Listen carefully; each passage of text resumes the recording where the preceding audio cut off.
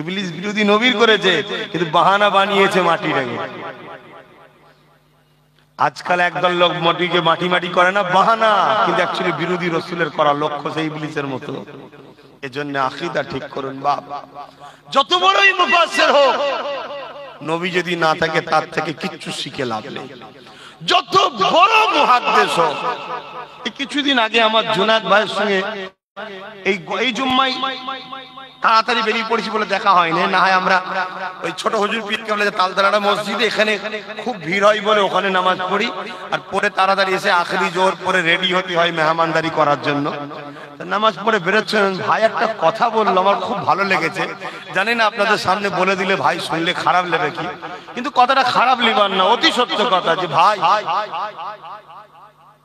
এক একজন বহুত বড় বড় শিক্ষিত লোক আছে, কিন্তু তাদের আকীদা বরবাদ হয়ে যাচ্ছে।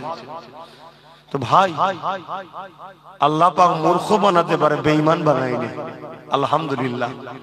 আমার বলার উদ্দেশ্য আমার ভাইয়ের এটা, যে অনেক বড় জ্ঞানী হয়ে এলেমের গরমে কিছু লোক নবীর বিরুদ্ধে বলে ফেলছে। নবীকে নিয়ে কথা বলতে বলতে এমন ঠাট্টা কি করে ফেলছে এলেমের গরমে, বিরাট বড় মাওলানা না, ওর খেয়ালই নেই যে ঈমান চলে গেল। আর ঈমান যদি চলে যায়, অত বড় এলেম লে তুই কি করবি বল না?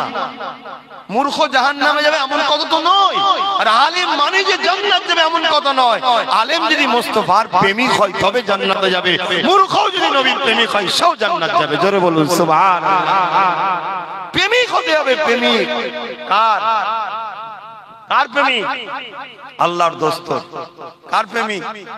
আল্লাহ যাকে ভালোবাসে। ধরুন আপনি কোন একটা জিনিসকে ভালোবাসেন, আমি যদি সেই জিনিসটাকে ভালোবাসি, আপনি কি আমার বড় খুশি নয়? কথা বলছেন না কেন? এই যেমন 21 অক্টোবর নলেজ সিটি আমি ভালোবাসি, করছি, আমার মন প্রাণ